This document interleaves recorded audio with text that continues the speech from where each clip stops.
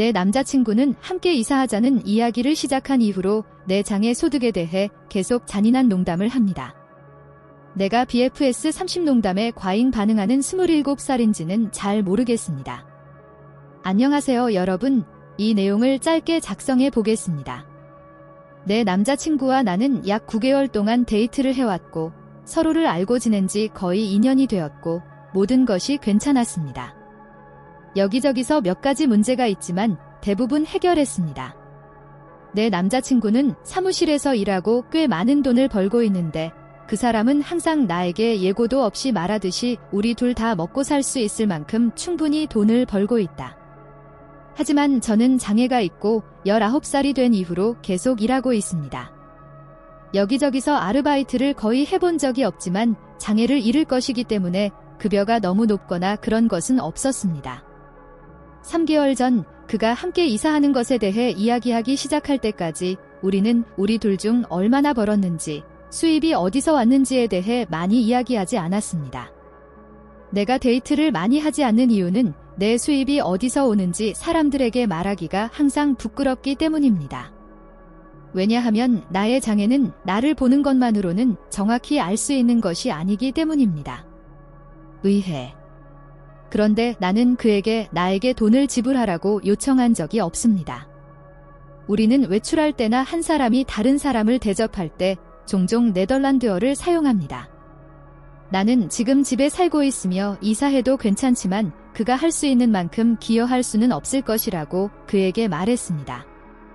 이로 인해 소득에 대한 진지한 논의가 촉발되었습니다. 나는 그에게 돈을 어떻게 얻었는지 말했고 그는 오랫동안 조용했습니다. 그는 결코 추측하지 못했을 것이라고 말했고 이제 나의 이상한 일정이 이해가 되었습니다. 생각한 이후로 계속 같이 이사하자고 얘기를 나눴어요. 모든 것이 괜찮았습니다. 나는 동의했고 우리는 장소를 찾기 시작했습니다. 이것은 일이 짜증나고 완전히 상처를 받기 시작한 곳입니다. 우리는 찾기 시작한 이후로 몇 군데의 장소를 보았지만 대부분 온라인에서 장소를 살펴보았습니다. 우리는 그의 노트북을 보고 장소를 보고 우리 각자가 원하는 것과 원하지 않는 것에 대해 이야기하기 시작할 것입니다. 때때로 그가 원하거나 원하지 않는 것에 내가 동의하지 않으면 그는 농담을 하며 다음과 같이 말할 것입니다. XYZ 당신은 나만큼 돈을 지불하지 않을 것입니다. 또는 내 돈이 당신 것보다 더 크게 말하고 이것이 우리가 받아야 할 돈이라고 말합니다. 그런 다음 웃으며 내가 농담하는 거 알잖아.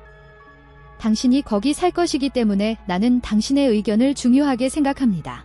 우리가 장소를 살펴보는 동안 그런 일이 2번 일어났습니다. 그는 우리 잠재적 집주인에게 내가 정말로 하는 유일한 일이기 때문에 나에게 어떤 질문도 하면 안 된다고 농담했습니다. 그냥 임대차 계약서에 내 이름을 넣는 것뿐이에요.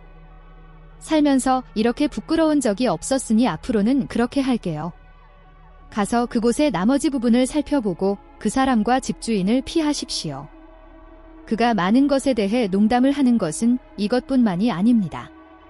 특히 그가 내 수입에 대해 알게 되었기 때문에 더욱 그렇습니다.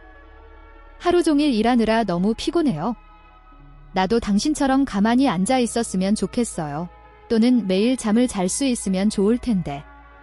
그랬으면 좋겠어요. 하지만 일을 하지 않으면 나 자신을 돌볼 수 없었습니다. 그리고 그들은 모두 나에 대한 작은 발굴처럼 느껴집니다. 이제 저는 남자친구를 알고 지낸 지 거의 2년이 되었습니다. 그는 그의 사람과 함께 살았다. 우리가 데이트를 시작하기 전에 부모님은 집세를 내지 않았고 청구서를 도와주지 않았고 집 주변에서 아무것도 하지 않았고 그의 어머니와 아버지는 직업이 있음에도 불구하고 계속해서 그런 일을 하셨습니다. 저축도 잘 못해서 집에서 자유롭게 생활하면서도 저축한 게 하나도 없었다. 나는 부모님의 청구서를 도왔고 집안일도 도왔고 저축한 돈도 아주 적지만 그는 내가 하루 종일 집에 앉아 수표만 받고 아무것도 안 하는 것처럼 계속 나에게 말을 건다. 그것으로 무엇이든 저를 믿으세요. 제가 그 사람처럼 정기적으로 일할 수 있다면 일하고 있을 것입니다.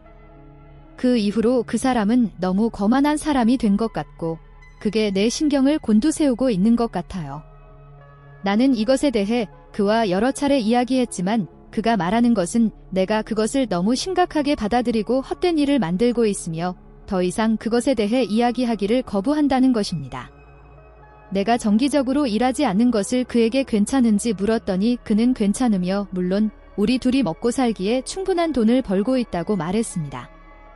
그러니 문제가 되지 않습니다. 그러나 그는 이번에도 파헤쳐보고 자신이 말한 좋은 말을 모두 취소할 것입니다.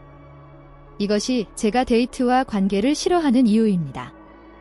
왜냐하면 당신이 어딘가에 멋진 직업을 갖지 않는 한 사람들은 당신을 그저 멍청한 사람이라고 생각하고 그것이 나를 너무 안타깝게 만들기 때문입니다. 나는 누구와도 데이트할 자격이 없는 것처럼.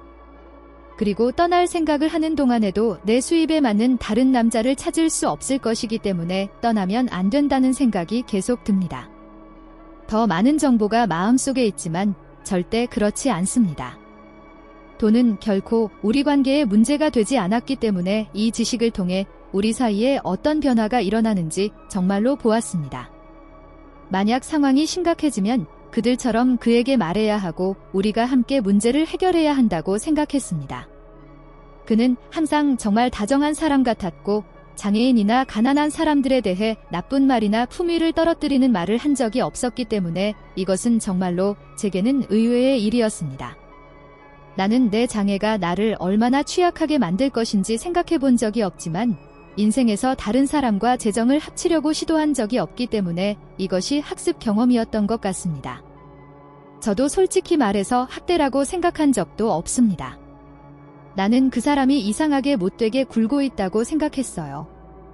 자기 행동이 자기라고 변명하고 사람들이 좋아하지 않으면 자기 사람이 아니고 예민하면 어쩔 수가 없어요.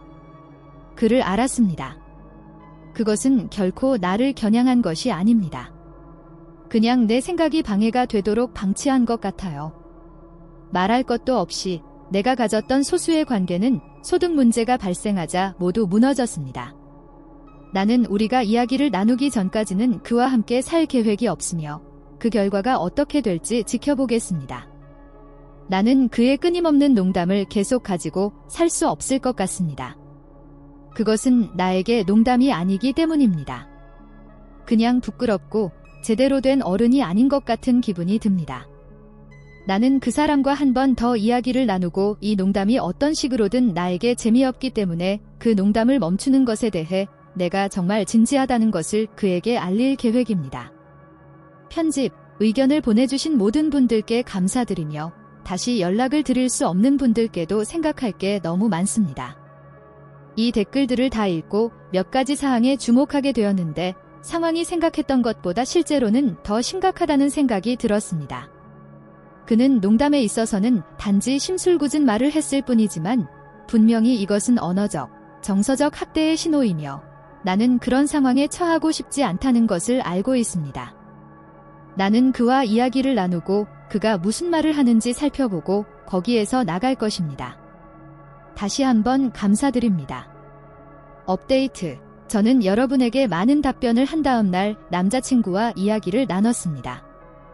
나는 그와 한 번 더 이야기하고 이러한 농담에 대한 경계를 설정하거나 그와 함께 살지 않을 것이며 아마도 관계를 재평가해야 할 수도 있다고 말하기로 결정했습니다.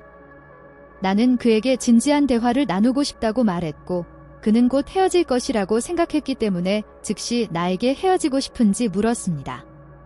그런 반응을 예상하지 못했기 때문에 당황했습니다. 처음에는 아무 말도 안 하다가 나중에 그 사람이랑 얘기하고 싶다고 말했어요.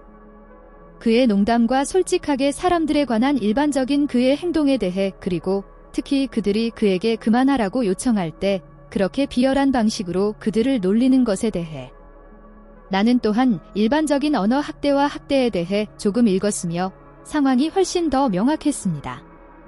그래서 그는 내 말을 듣고 사람들이 자신을 변화시키려는 것을 좋아하지 않는다고 말했습니다. 그는 그의 마지막 여자친구도 똑같은 일을 하려고 했고 그녀는 그를 있는 그대로 받아들일 수 없었다고 말했습니다. 그는 내가 더 이해심 많고 재미있기 때문에 달라질 것이라고 생각했습니다. 그건 인정할게. 아마도 대부분의 일에 대해 모든 사람의 입장을 이해하려고 노력하고 그들에게 너무 많은 기회를 주려고 노력하는 것이 내 결점 중 하나일 것입니다. 예외도 있지만 대부분의 경우 누군가를 이해하고 함께 작업하려고 노력할 것입니다. 나는 그에게 그녀와 그의 전, 그리고 과체중 친구만이 이 행동으로 그를 떠난 유일한 사람인지 물었고, 그는 많은 친구를 잃었고 여성은 꽤 빨리 그만두는 경향이 있기 때문에 데이트가 어렵다고 말했습니다.